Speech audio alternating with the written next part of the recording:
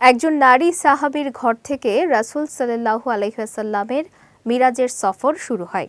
শুধু তাই নয়, এই মহান সাহাবী প্রিয় নবী সাল্লাল্লাহু আলাইহি ওয়াসাল্লামের ৪৬টি হাদিস বর্ণনা করেছেন। ইসলামের ইতিহাসে তিনি উম্মু হানি নামে প্রসিদ্ধ। নবীজির প্রিয় এই সাহাবী নিয়ে বিস্তারিত জানাচ্ছেন সৈয়দ নওশাদ। নারী সাহাবী উম্মু হানির আসল নাম ফাখতা, মতান্তরে হিন্দ। তিনি রাসূল সাল্লাল্লাহু আলাইহি ওয়াসাল্লামের চাচা আবু তালিব ও চাচি ফাতিমা বিনতে আসাদের মেয়ে। রাসূল সাল্লাল্লাহু আলাইহি ওয়াসাল্লামের ইসরা বা মিরাজের সফর তার ঘর থেকেই শুরু হয়েছিল। তিনি বলেন, মহানবীর মক্কা থেকে বাইতুল মাকদিসের রাত্রিকালীন ভ্রমণ আমার ঘর থেকেই হয়েছিল। সে রাতে তিনি এশার নামাজ আদায় করে আমার ঘরে ঘুমান।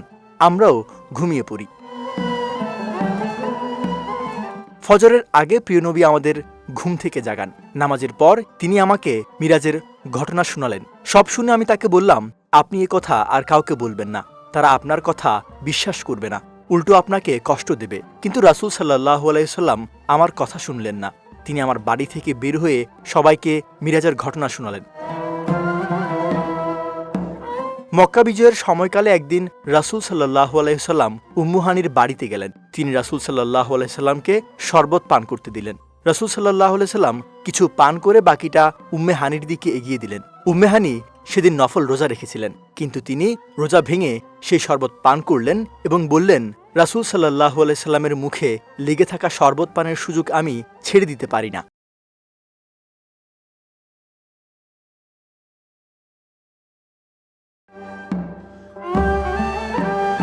উম্মে হানি রাদিয়াল্লাহু তাআলা আনহু এমন এক সাহাবী যার কাছ থেকে স্বয়ং নবী সাল্লাল্লাহু আলাইহি সাল্লাম খাবার চেয়ে খেয়েছেন।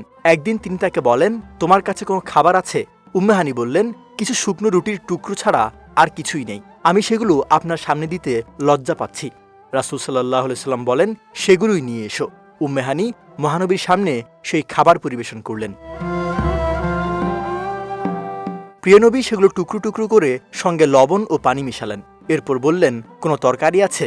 উম্মে হানি বললেন, সিরকা ছাড়া আর কিছুই নেই। রাসূল সাল্লাল্লাহু আলাইহি সাল্লাম তা দিতে বললেন। এরপর তিনি রুটির টুকরোর সঙ্গে সিরকা মিশিয়ে খেলেন। আল্লাহ তাআলার প্রশংসা করলেন এবং বললেন, সিরকা অতি উত্তম তরকারি। হে উম্মে হানি, যে ঘরে সিরকা থাকে সে ঘর অভাবী হয় না। সৈয়দ নওশাদ, বিজয় টিভি, নিউজ ডেস্ক।